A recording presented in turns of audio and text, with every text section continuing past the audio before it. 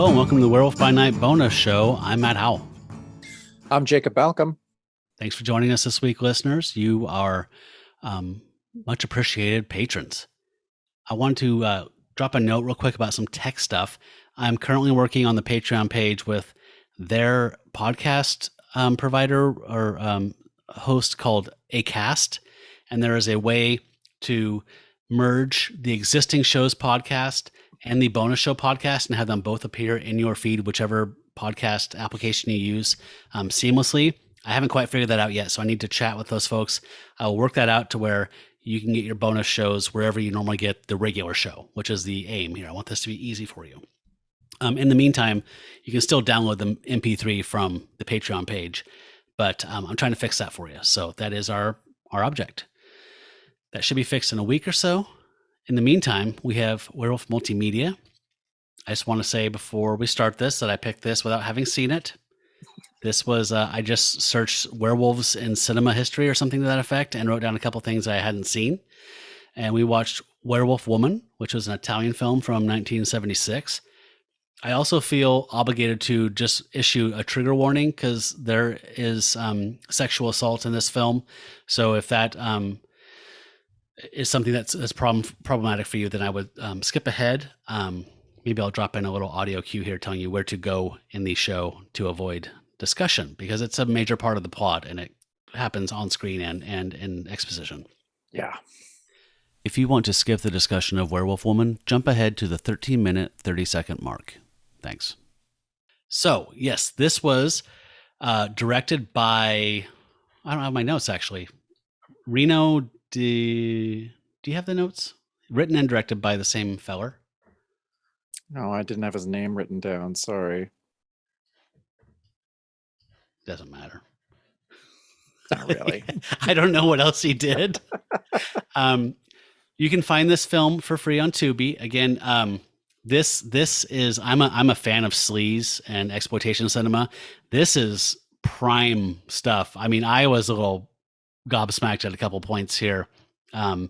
It is notorious or beloved, depending on what side of the aisle you're on, for what it is. But it stars a French-born actress named Annick Barrel, and she had a short career in the late '60s, mostly through the '70s, being in a lot of erotic stuff. She was a statuesque, tall actress. She was in Black Aphrodite, Erotic Encounters. She was in Truck Turner, that movie with who's in that? Isaac Hayes. Isaac Hayes, yeah. Yeah. She was in an episode of Police Story. She was in Blood Orgy of the She-Devils, so she's done some bottom of the barrel stuff. She was in something called Prison Girl. She was in an episode of The Odd Couple. So she had kind of an odd career and was around for about 10 years and then gone. I saw that. And then the person that plays her sister is Dagmar Lassander, a German actress who is mostly in gialli and erotic thrillers. So this was an Italian production, people from different European countries. So a lot of the actors are speaking English. That's a common practice in Italian filmmaking was when you have people from different European countries, they all speak either French or English, and they just dub their parts. Even in Italy, there are different regions of the country where they don't speak the same dialect. So they pretty much dub everything coming out of Italy because of that. So this is dubbed, and that usually is a deal breaker or a turnoff for me. But in this case, it was a big part of the fun because it's one of those dubbing jobs that's a little goofy. Jacob, talk about the opening. Let's say somebody just sits down and pops some popcorn and gets their son and their daughter with them and cuddles up on the couch and says, let's watch Werewolf Woman on Tubi. What's going to happen in the opening scene? Well, the opening scene, it begins with a fully naked woman writhing in front of a fire during the opening credits. And there's a kind of transformation sequence. She turns into a werewolf woman, the titular werewolf woman. So torch-bearing villagers arrive to hunt her down. But I think we should describe exactly what this werewolf looks like, which is just a naked woman with fur glued to her and then like a dog nose with a little bit of fur just kind of glued on her face. There's a T-shaped prosthetic that gives her big brows and a dog nose. And I think she had red contact lenses at one point in the film, which was kind of cool looking. But Yeah. and also when she's in wolf lupine form, her nipples get like 3 inches long. Yeah, it was a really strange look all around. So, Yeah. we've watched in our werewolf film watching career of doing this of all last season, we've watched some sleazy stuff, some kind of exploitation stuff. And I guess because you hadn't seen it and you hadn't told me anything about it, I had no idea what I was getting into. So I threw it on today at like 2 PM, just stone sober, and was just like, oh shit, yeah, that's right. I got to watch this movie. I kind of put it off. So let's watch this. And it was a little shocking. I was not prepared for what kind of movie it is. So I guess we just should run through it a little bit. So it starts with this werewolf woman that's being chased by villagers with torches, and then we kind of see that it's a dream. The woman wakes up as the star of the movie. What was her name again? It was Anik Burrell. Anik Burrell. And so she wakes up, and it looks very similar to the werewolf woman in her dreams, which we find out was an ancestor of hers. And yeah, it just kind of starts out. You find out that she had been raped as a child, and was basically just the trauma and scarring from that just made her very, very mentally ill. I mean, they tried to. I mean, in exploitation stuff, God, sometimes it can get a little much. But they tried to just kind of be like, oh, because of that, now she's a man hater, and just a lot of stuff that Sexophobe. Just is not going to sit very well with most people watching it. I don't know. It was this was a lot. So like I think yeah, go on. No, I was going to say, because of the PTSD of her rape when she was a 13-year-old, savage raping. Not that any rape is not savage, but she has, like Jacob said, severe PTSD. She's agoraphobic. So her incredibly wealthy father has taken her out to this estate way out in the country, this huge palazzo, with a pool and everything. So she kind of resides there, and he's a businessman, but he just goes into the city and stuff. And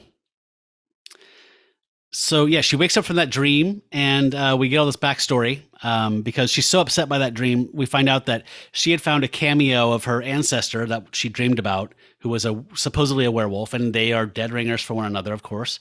And she found a history of her, and so the psychiatrist or psychologist thinks, well, obviously her sexual assault and her finding this thing together made this dream happen. And her sister, who is studying nuclear physics in Berkeley, comes home with her new husband, Fabian. And oddly enough, Fabian is played by the same guy that her ancestor killed in the opening sequence. So seeing Fabian and her sister make love in the middle of the night somehow triggers her. It's a lot like Silent Night, Deadly Night, where the guy's traumatized by Santa Claus. So if he sees people being bad, he just says, punish! Yeah. Naughty, and just starts hacking people up. But she tears their throats out with her mouth. And I was tripping out because, pretty soon it's obvious, like, oh, this is just a psychological thriller. Like, she doesn't, and a sexploitation sleaze. She's not a lycanthrope. No, that doesn't even show up. She never changes outside of her visions or her psychosis, psychotic breaks. She believes she is a werewolf woman, and she attacks men because of her sexual phobia. So yeah, I mean, she gets institutionalized. It's almost like it really felt like this would be an erotic fumetti, like some sleazy adults only Italian comic that I would just be dying to get, right? Yeah. And translate. Like, it's very much like that. I mean, there's lots of nudity. God, there's so much, and it's full nudity. Like, yeah. And there's softcore sex scenes. Like, I'm sure there's a cut somewhere that's not, I don't know. Anyway, Jacob, take it. Yeah. Yeah. Like you said, I think the level of exploitation that I was used to in our werewolf films would be like, werewolf versus the vampire women. Mhm. Something along the lines of that. And this was just ratchet that up like 10 notches. And that's what this was. I thought it was tolerable in a really sleazy way. And yeah, like you said, she's been institutionalized, starts kind of hallucinating about her vampire ancestor. And then it's just horrible, horrible things. She just gets raped multiple times. Terrible things just keep happening to her. And it was, I mean, at one point she does kind of find like this man that she falls in love with, who is a stunt man. And honestly, my favorite part of the entire thing was this montage after she meets the stunt man. It's like they're falling in love montage, but it's basically just the stunt man like doing his stunts, like jumping out of a window and then being like, yeah. And she's like, Falling off a oh, roof. yeah. And she's like clapping for him and shit. That was my favorite part. Like if you put any scenes in, I highly recommend doing that one because that almost made the movie for me, but it was just really disturbing. Yeah, the rape scenes were very disturbing. It was, I don't know. It was rough. It was rough to watch in the middle of the afternoon. I think if I knew a little bit of what I was getting into, I would have been in maybe a different frame of mind. I don't know. It was a little much for me. I kind of like my werewolf movie media a little lighter, little werewolfier. Number one, no werewolves in it, and I like it just a little lighter. And this was not light. This was something. Yeah. That I did not expect. Yeah. Well, we discovered something together. I found out on researching this a little bit that when Tarantino in '96, he had some kind of little film festival thing of grindhouse stuff. And this was the one film that he booked without having seen it first. It was the last film of the night. And the crowd loved it, as did Tarantino. And so they called that last film of the night the Werewolf Woman film. And it was always something he had not seen yet that he just knew by reputation. I thought that was kind of a cool backstory. This was a little off-putting to me as well. It is especially sleazy. It's no, gloves off kind of sleaze. I actually liked it a lot more than I thought I would. I would watch it again. The score's kind of cool and here and there. I'm sure you're hearing some of it in the music bed in the background as we speak. But yeah, it is very violent and gory and tons of nudity and sexual exploitation. And, in the way that exploitative films exploit things like mental illness or trauma or whatever for lurid thrills. If that kind of thing turns you off, and like it might did have done Jacob a little bit, probably not for you, but I really like to dive into the sleazy in the pool here and there and take a shower afterwards. So I liked it quite a bit. I thought it was, and I was actually pleasantly surprised that it's not a true werewolf film. It's a psychological sleazy thriller. So yeah, I'd recommend it, but only for people that are very comfortable in this realm. If you are not into sexploitation and stuff like that, I would steer clear. I think that's fair. That's a fair assessment. There were definitely parts that I liked, but it was just maybe a little much for me in the end. Yeah. Well, I admire that about you. So we talked about some really garish, sleazy things. Let's talk about some more tasteful things, some comics from Mr. Rick Geary. Yeah, so my recommendation this week is a Treasury of Victorian Murder. I got this for my wife. She took a train trip about a month ago, and I had gotten her. We have a number of Rick Geary's books. So I guess a little background. He started work at National Lampoon in the 70s, did just a lot of different stuff, even did like children's Spider-Man stories and just like lots and lots and lots of stuff. But I know him best from like the late 80s on. He's done this series of like famous murders and there's from the Victorian era all the way to the 30s and 40s. Yeah. So Jacob, I first discovered Rick Geary through the Classics Illustrated. Like, of course, yeah. Like I don't remember what particular stuff, some Dickens book or something like that. But the other place I found him around that same era, late 80s, early 90s, was heavy metal. But I cannot remember what he did in heavy metal. But I loved him immediately. Oh, Describe his it's style to someone who, I mean, if you have the video version of the show, you can see some Rick Geary. So he has a very distinctive style, but Jacob's going to describe it to you audio folks. yeah. I mean, I'm trying to think of who. I mean, it's very fine line work, black and white. No halftones, no Yeah, no, shading. yeah, no shading at all. It's very stark. It's almost like a lot of the panels almost look woodcut in a way. Yep. But it's yeah, his shit is so cool.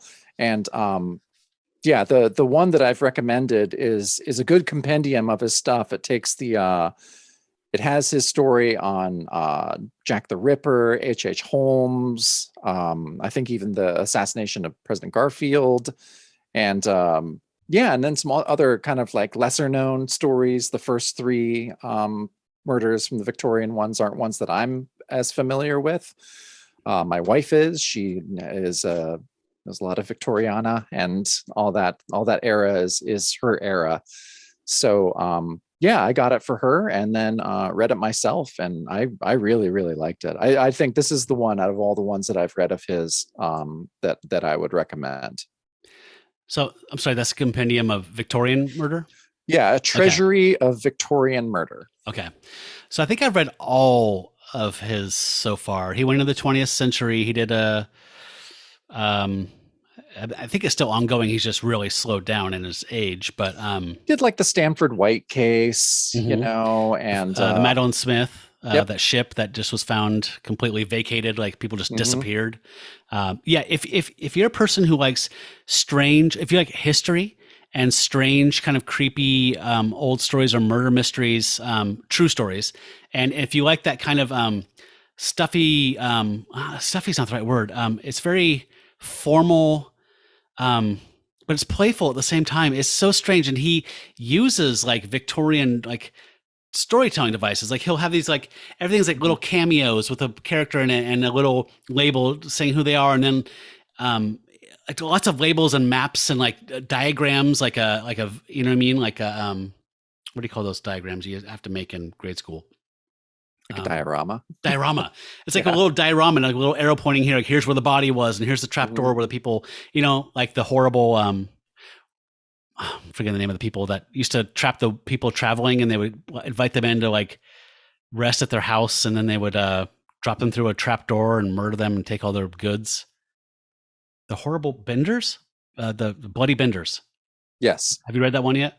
No, Oh, anyway, I it's in the love list. I love Rick Geary. I think I've read everything he's put out. The Lindbergh case is a particularly good one Hmm. from the 20th century stuff too. Yeah, I can't recommend Rick Geary stuff enough.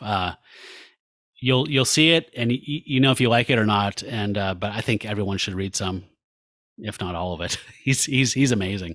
Yeah, fully agree. So my choice for this week was something that I've been meaning. So I love that we're doing these recommendations because we're going to do a bonus video where we share our shelves and kind of talk through like some of the things we have in our collection, why we have them, why we like them, or whatever. And I'm stoked about this because I was thinking, oh, I'm going to show this to people and they're going to see how much of the stuff I have not read, stuff I've owned for 10 plus years. So this is actually going to motivate me to read some of these things. So I pulled Yeah. something off the shelf that I've wanted to read forever, which is Dave Petersen's Mouse Guard. Have you ever read any Mouse Guard? No, not at all. So he's won tons of awards for this stuff. And I think this one, he's been doing it since like 2004. I don't know where it first came out, but the first collection is called Mouse Guard Fall 1152. So it's set during the Middle Ages, and it's about mice. And there's this he basically thought of this concept and then let it stew and built this whole like Middle Earth level world, but it's all grounded in reality. It's like, what if mice in the Middle Ages, how would they survive? How would they work together? So there's these little clusters of people in little cities, and there's like a city where they have blacksmithing, and there's a city where there's markets and blah blah. And the Mouse Guard, their job is to protect these things because these guys are so vulnerable, right? They're such interesting characters because they're the most vulnerable because they have weasels and snakes and all these things and eagles that are hunting them constantly. So the Mouse Guard is kind of this almost like a knighthood of people that protect the cities, but also protect the paths from village to village.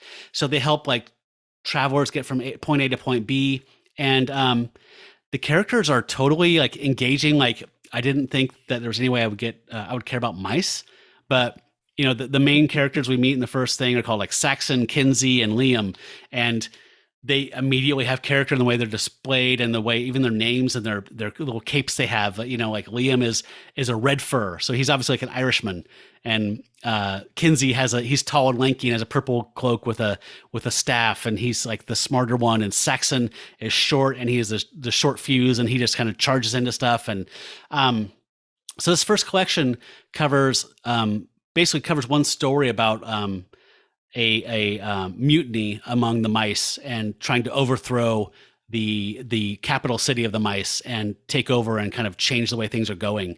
And it's just incredibly engaging. And the art, which I'm showing now to the people who are watching, is absolutely gorgeous. He does these really fine, loving, kind of gentle images of all these animals, and the color is all like watercolor washes, so it's super soft with these fine, super detailed inks that he's doing brushed on. So I just found myself completely entranced by the art, and the story was just as good to boot. So I absolutely love Mouse Guard. I'm in 100%. There's quite a bit. There's like an RPG game. There's Wow. kids versions of stuff. Like it's a whole thing. He's won tons of Eisners and stuff. And I just put off reading this for years and years, and now I am, and I fucking loved it. So Mouse Guard Fall 1152 is where to start if you want to check out this very charming series. I might just have to borrow that one from you. Oui. So you have a music thing this week, and I actually have one. Oh, good. Get off Okay. my duff and listen to music. I'm glad you're doing one too. So I'm not the only one with records. So yeah, my music recommendation this week is Sibylle Baier. It's a record called Color Green. Tonight, when I came home from work, hurt. Tonight, when I came home from work, there he, unforeseen, sat in my kitchen, buttering himself for bread, and the cat was on his knee and smiled at me. Tonight, I've been listening to this a lot lately because, we live in the Pacific Northwest. It's rainy and cold and foggy, and sometimes you just want to, listen to some depressing folk music. And so this is it's such a cool story. So this is a woman recorded this in the early 70s. She was a housewife in Germany who struggled with depression, and her friends were just like, oh, go take a trip. And so she went to the Alps and went and traveled around and started writing songs about it. And went back in the early 70s, made some home recordings, just some reel-to-reel recordings of these songs, and basically just did nothing with it. And her son, later on, 30 years later, heard these, made cassettes for like the family, like, oh, the rest of the family, they need to hear these. Like mom has some great songs. And so he made a bunch of cassettes, ended up giving one to Jay Mascis. Wow. Who Dinosaur Jr. fame. Yeah, fucking loved it, and made sure sent it to the Orange Twin label, I think, is who originally put it out.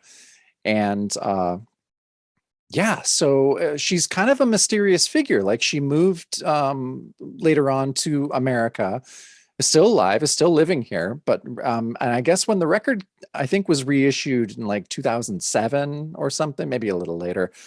But I guess at that time she like started a website, was like, oh, I'm going to record new versions of the songs. And that website doesn't exist. And new versions of the songs were never recorded. And there's just really nothing about her. But she's a real mysterious figure. And the songs are just gorgeous. Like people compare her to Vashti Bunyan, which I'm a huge Vashti Bunyan fan. And I can see that comparison definitely. But I think Sibylle Bayer's stuff is actually a little sadder, a little quieter, a little more reflective. And that's the kind of mood that I've been in. So I can't remember where my wife heard her first, and then was just like, oh, you got to check this gal out. She's amazing. And then we read the story, and ended up getting the vinyl version, which you can find online pretty easily. But her stuff is streaming on Spotify. Like it's easy to find, and I highly recommend it. So when did J Mascis get, like, when did this happen? Like this whole like public discovering? I think in the early 2000s. Oh, okay. Okay. Yeah, so it was a full 30 years. Okay. So from when she recorded them to when, to where J Mascis got a hold of it, and then that's what made it have a wide release.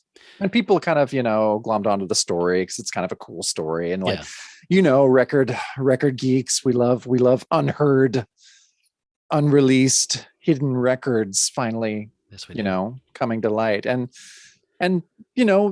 not all the time are there great records that do that. A lot of times there's a lot of hype about something that's been forgotten, and then when it's a better story than it is a product. Yeah, and I think that happens a lot of the times. But with this one, I feel like the product really held up with the story. I think it's a gorgeous record. Yeah, and it's just her. Yeah, it's just her and guitar. Yeah. I feel like that happens a lot with you and I as 60s fans. Like you'll hear about something like, oh, there was this Jane and Dean album. It was going to be kind of psychedelic or what, blah, blah. And then they'll pull the tapes out and it's like, oh, that's a good single. And this was okay. And, I'm thinking of Carnival of Light, I think is the album that was lost for a long time. And when I finally heard it, I was like, yeah, interesting. I still like Save for a Rainy Day better, but whatever. Yeah, speaking of kind of lost things, my album also fits in that slot. So I'm a huge fan of soul. As far as 70s music goes, that's probably my favorite stuff. So I have this album I found from a charity blog, like we were talking about last week, a long time ago, but probably 2010. It was called Toffee Soul, and it was just a place that ripped rare soul vinyl and shared it. And I got one called by Tommy McGee called Positive Negative. And it was released in 1976. He pressed it himself, 500 copies, and it was one of these holy grails of soul records that was sought after, and people pay thousands of dollars for it.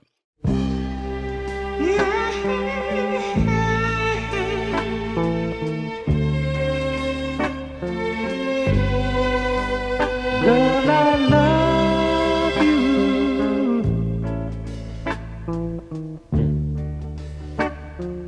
Honest, I do.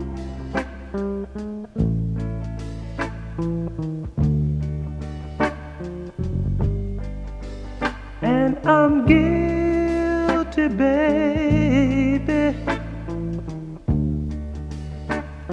of being untrue.